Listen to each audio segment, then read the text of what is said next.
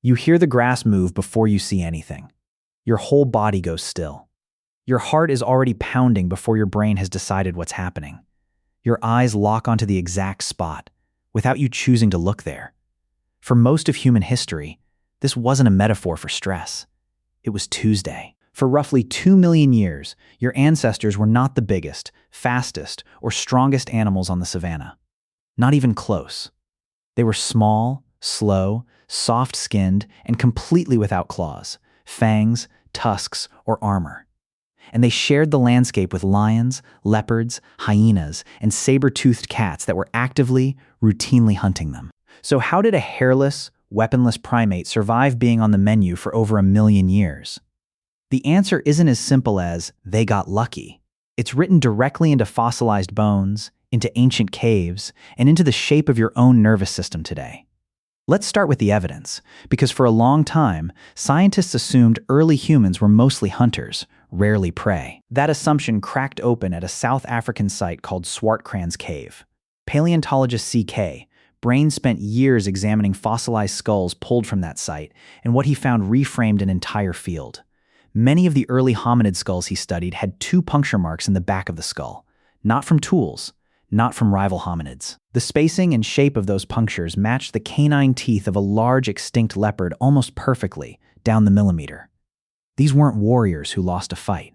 They were dinner, and they were carried up into trees afterward, the way modern leopards still store prey today. Brains research, later expanded by anthropologists Donna Hart and Robert Sussman in work often summarized under the title "Man the Hunted," suggested something deeply uncomfortable.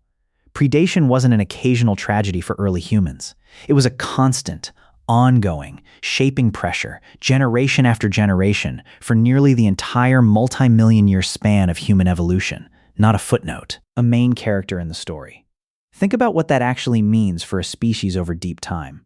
Every trait that helped a hominid group survive being hunted got passed forward into the next generation. Every trait that didn't disappeared along with the individual who carried it. Evolution doesn't reward comfort. It rewards whoever is still alive when the sun comes up. And Swartkrans wasn't an isolated case. At Olduvai Gorge in Tanzania, one of the most heavily studied fossil sites in the world, archaeologist Robert Blumenschein spent years analyzing tooth marks left on ancient bones. He found something telling. Carnivore bite marks frequently overlapped with cut marks from early stone tools on the very same bones. In many cases, the carnivore marks came first. Early humans weren't always the ones making the kill.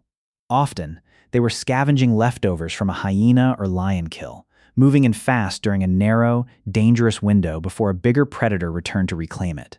That single detail tells you something about the daily reality of early human life. Getting food wasn't just a matter of finding it. It was a matter of taking it from something that could kill you for trying. Hyenas made this especially dangerous. Modern spotted hyenas hunt in coordinated clans, communicate with a range of vocal signals, and are capable of taking down prey far larger than themselves. Ancient hyena species were, if anything, even larger and more powerful. A hominid group scavenging near a carcass wasn't just risking one predator.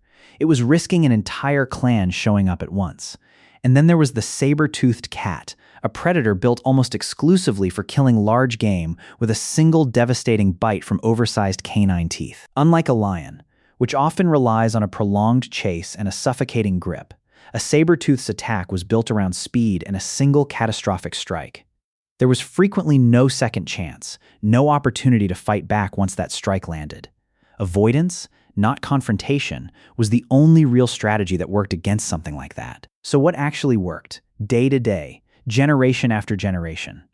What kept a slow, clawless primate alive on a landscape shared with animals built entirely for killing? The first strategy was the simplest one: never be alone. A solitary hominid on open grassland was an easy, isolated target, the way a single wildebeest at the edge of a herd is the one a lion picks off. A group of 15 or 20 individuals, watching in every direction at once, was a far harder problem for a predator to solve. This is likely one of the deepest roots of human social bonding itself, older than language, older than fire. Numbers weren't a nice-to-have. They were a survival algorithm, running quietly underneath everything else your ancestors did. The second strategy was timing. Lions do the overwhelming majority of their hunting at dawn, dusk, and through the night, when their night vision gives them a decisive advantage over almost anything else on the plain. Early humans appear to have shifted much of their activity toward the middle of the day, when the heat kept most big cats resting in shade, half asleep, uninterested in the effort of a hunt. Your ancestors weren't early risers by personality. They were early risers because the alternative got picked off. The third strategy involved fire, and this is the one that changes everything once it appears in the archaeological record. Controlled, consistent use of fire, supported by hearths found at sites across Europe, the Middle East, and Africa, likely stretches back at least 400,000 years, and possibly further. Fire did something no other adaptation before it could do. It pushed the boundary of relative safety directly into the night itself. A group with fire wasn't just warmer. It was suddenly a much harder target in the exact hours when predators had always held every advantage. Now picture it directly, the way it would have actually looked. It's early evening.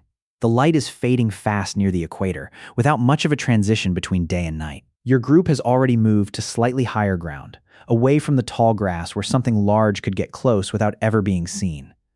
A fire is lit, not for comfort primarily, but as a boundary, a wall almost nothing wants to cross voluntarily. Someone is always facing outward, scanning. Even in sleep, someone is always facing outward, taking a turn. This is also where a strange, distinctly cooperative human trait comes in: mobbing behavior. Lion researcher Craig Packer, who has spent decades studying predator-prey dynamics in the Serengeti in Tanzania, has documented how a range of primate species respond to an approaching threat, not by scattering in panic, but by grouping tighter, getting loud, and moving together as one coordinated unit. A lone human, isolated, is straightforward prey. 20 humans, shouting, throwing stones, refusing to break formation and run, is a fight most predators will simply choose to avoid, because the potential injury isn't worth the meal. Here's the counterintuitive twist buried inside all of this. Being hunted didn't only threaten early humans. In a strange way, it built them. The constant, grinding pressure of predation likely accelerated the evolution of exactly the traits that define humanity as a species today. Larger cooperative social groups, sharper verbal and nonverbal communication, better long-distance vision for spotting danger early across open terrain, and a nervous system tuned to detect threatening patterns almost instantly, faster than conscious thought. Fear, in other words, was not the opposite of intelligence.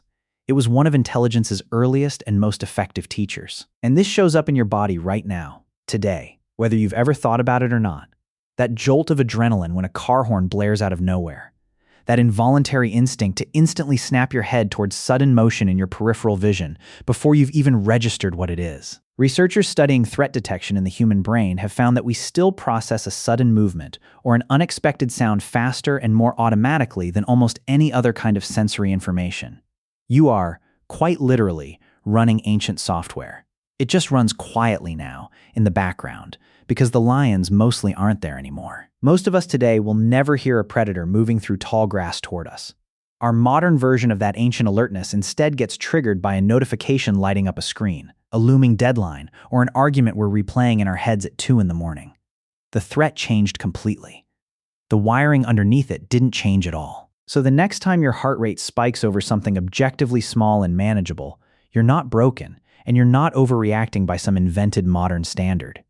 You're running a detection system that kept a small, clawless, fangless primate alive against lions, leopards, hyenas, and saber-toothed cats for nearly 2 million uninterrupted years. You hear something move. Your whole body goes still, instantly, before you've decided anything at all. That isn't weakness. That's 2 million years of ancestors who didn't get eaten, still speaking quietly through you, every single day.